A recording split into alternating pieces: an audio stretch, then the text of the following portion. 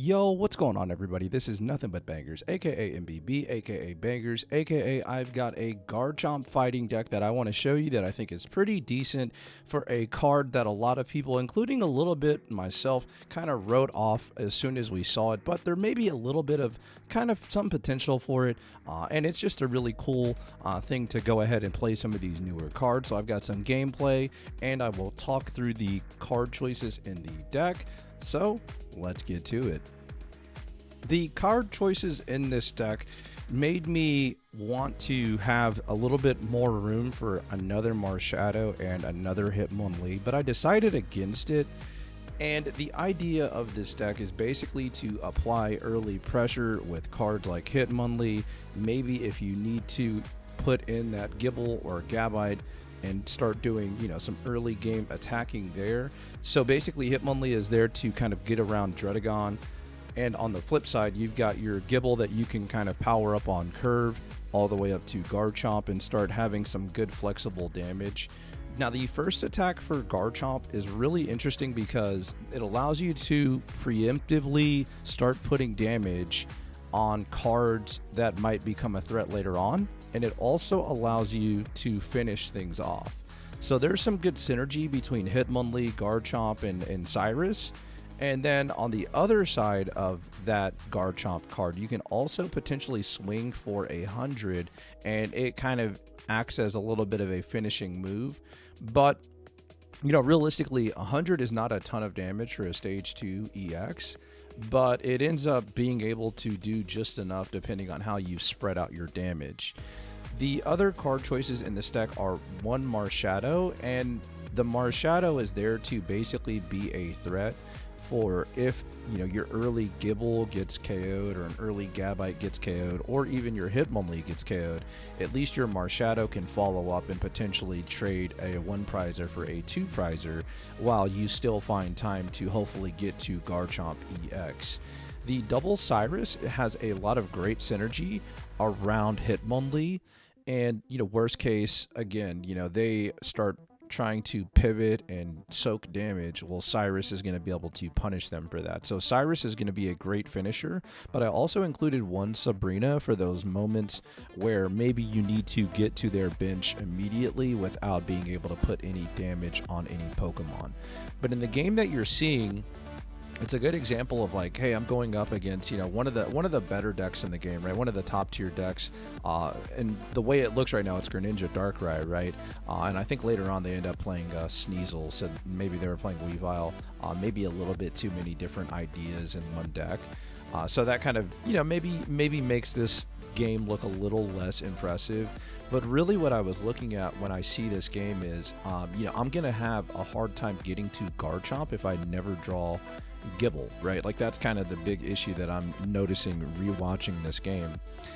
But if you're having a hard time getting to those Gibbles, that's where cards like Giant Cape can come in and really, hopefully prolong another turn for your Pokemon that you do have in play.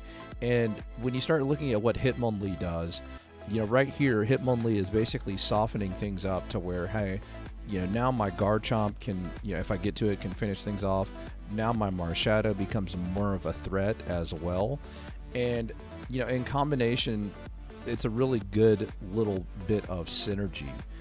Now, the other card that I have in here that I haven't mentioned is one Pokemon Communication. And the Pokemon Communication, it's a little bit of it's a hand fixer, right? Like you could make the argument, you push the count to 2, but honestly, I don't want to lose capes.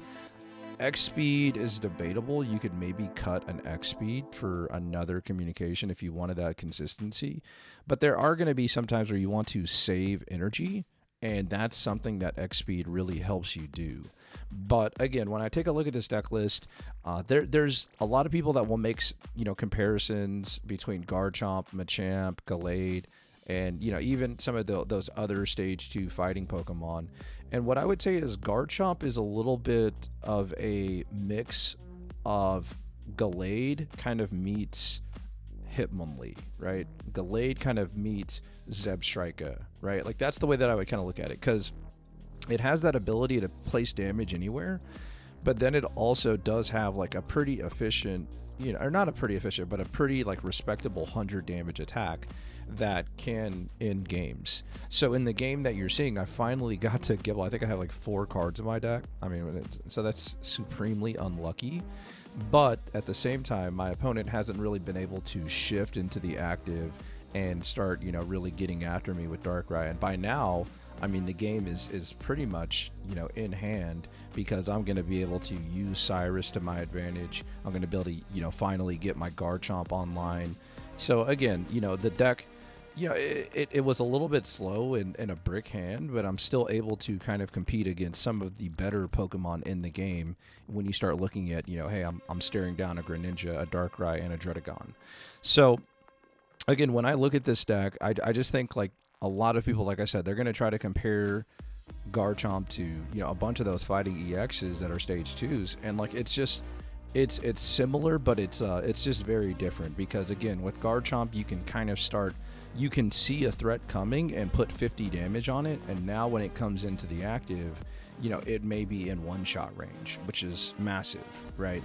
And, with cards like Machamp, for example, it's very linear in what it's trying to do, and you have to load energy on it, right? With Garchomp, you'll notice when you play it and when you see it, like, hey, they don't have to go all in on Garchomp, like, very early in the game. They can spread their energy out, right? So, like, it's very common to have games where you have an energy on Hitmonlee, you have an energy on your Marshada, you have an energy on your Gibble or your Gabite or your Garchomp, and so your energy is distributed pretty, evenly across your board.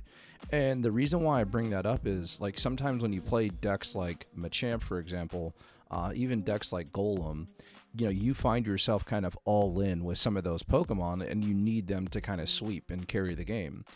And Garchomp is not really like that. Garchomp has a little bit of flexibility in how it can finish the game.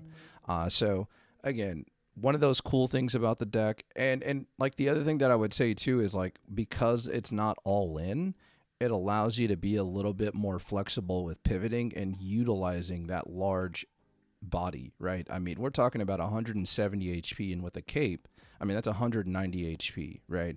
So even though it does have that grass weakness, there are going to be times where Executor EX flips heads and you're just kind of like, oh man, this kind of stinks. But again, like, you're able to get yourself out of those situations. So I'll fast forward this, by the way. Person rage quit because I guess they just were upset that they lost. So shout out to this person. But, again, like, when I talk about Garchomp in some of the discords that I'm in, a lot of people are just kind of like writing it off. And like I said, even me to some degree, I kind of was like, probably is not very good. But like, in playing it, I mean, it's decent, right? It's decent. I don't think that it's going to necessarily, take over the meta by any means. But like, say you opened a bunch of packs and like the only thing you have are Garchomps, like there's definitely a deck that you can build around it and like play around with. When you compare this to Gallade, Gallade is very different because obviously the attack is only 2 energy. So like, that's the first thing that really stands out.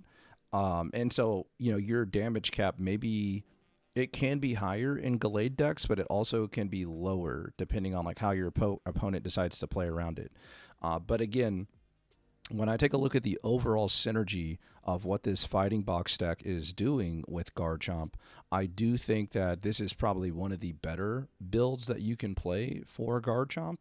And if you wanted to, really play around with this list, I think that you would have a lot of fun, honestly, because it is a little bit of a puzzle, right? Like, you're trying to figure out, where am I placing damage? Okay, where's my energy going, to kind of like look ahead in the game. So like, I would say there is a little bit of a skill cap in this game, obviously, but for this deck, I do think that it makes you kind of plan ahead and sequence your turns a lot more, right? Even in this particular instance, so right now I'm having to decide, is Giant Cape worth putting on my Hitmonlee to potentially survive an attack from a stage 1 Pokemon? And I decide, yes, it is, because I want to get one more extra turn at least of being able to potentially splash some damage around the board with Hitmonlee. And so that cape basically allows me to do that. And some people may be, asking, MBB, why don't you play Rocky Helmet over Cape? And the main reason why I have Cape is to extend the life of my Pokemon, and hopefully by doing that, I actually get more damage done with the Cape than I would with the Rocky Helmet, right? So, and then the other aspect of that is like, I am denying a prize in a best case scenario whenever I utilize cards like Giant Cape, right? I'm trying to deny a prize, and by denying a prize, now it gives me, you know, a little bit more time to get to my Garchomp EX and have it make a difference in the game. And so that's kind of, you know, the thought process behind that. So, you know, somebody in one of the comments asked me, like, how do you play this deck? Well, like, you want to open Hitmonlee, right? Or you want to open, you know, Gibble and work your way to Garchomp. And then you want to have Marshadow on the bench with 1 energy. And then you want to just kind of pick and choose where you place damage. And whenever you see the ability to use cards like Cyrus to finish things off, you probably want to do that, right? And, you know, there's going to be play sequences that are pretty important. Like, you know, I see a lot of people ripping Pokemon Communication turn 1, even though they already have a basic on their bench and a basic in their active. And like a lot of the time, like, you know, you're just better off waiting, right? Because you might draw the Pokemon that you were about to search, and now your Pokemon research could be even better because you held it. So a lot of different play lines. I hope you guys enjoyed the games and the deck, and until next time, peace.